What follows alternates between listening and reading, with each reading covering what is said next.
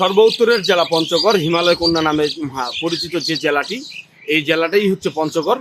সারা দেশে যখন শীত চলে আসে তার অনেক আগেই কিন্তু এই পঞ্চগড় জেলায় কিন্তু শীত চলে আসে। তো সেক্ষেত্রে আমরা আবহাওয়া অধিদপ্তরের সাথে কথা বলে জানতে পেরেছি, আবহাওয়া অধিদপ্তর আমাদেরকে যেমনটি জানিয়েছে, আমাদের পঞ্চগড়ে কিন্তু অলরেডি 2টা শৈত্যপ্রবাহ চলে গেছে। আর একটি শৈত্যপ্রবাহ, দ্বিতীয় শৈত্যপ্রবাহটা কিন্তু বর্তমান চলমান রয়েছে বলে আবহাওয়া অধিদপ্তর আমাদেরকে জানিয়েছে।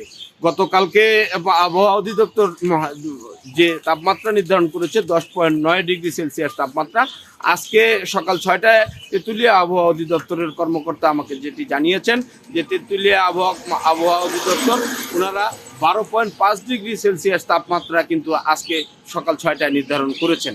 তো সেক্ষেত্রে 12.6 ডিগ্রি তাপমাত্রা সেলসিয়াস নির্ধারণ করলেও আমরা বাস্তব প্রেক্ষাপটে যা দেখতে পেয়েছি, বর্তমান যে পঞ্চগড়ের যে অবস্থাটা, বর্তমান পঞ্চগড়ের মানুষের যে দুর্ভোগ, যে কষ্ট, নিম্ন আয়ের যে মানুষরা, আমরা ওনাদের সাথে কথা বলে জানতে পেরেছি, অটো চালকদের সাথে কথা বলে যেটুকু জানতে পেরেছি, পঞ্চগড়ে যে শীত এবং যে কুয়াশা, এই কুয়াশা এবং শীতে মানুষ খুব জুবুথুবু অবস্থায় পড়ে গেছে।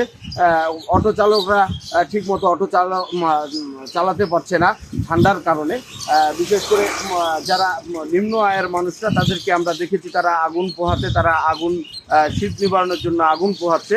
এবং আমরা বর্তমানে যে অবস্থানটা বিরাজ করছে পঞ্চগড়ে আপনার অনেক বেলা অবধি কিন্তু বেলা হয়ে গেছে। এই বেলাও কিন্তু পঞ্চগড়ে দেখা যাচ্ছে যে পঞ্চগড়ে দূরপাল্লার গাড়ি যেগুলি আসছে, সেই গাড়িগুলি কিন্তু হেডলাইট জ্বালিয়ে আসছে। আমরা দূরপাল্লার গাড়ি চালকদের সাথে আমরা কথা বলে জানতে পেরেছি, তারা আমাদেরকে যেমনটি জানিয়েছে, ঠাকুরগাঁ আমাদের পার্শ্ববর্তী জেলা ঠাকুরগাঁ, এই ঠাকুরগাঁ জেলা পার হওয়ার পরেই কিন্তু এই কুয়াশা এবং এই হিমেল বাতাস পাচ্ছিল ওনারা।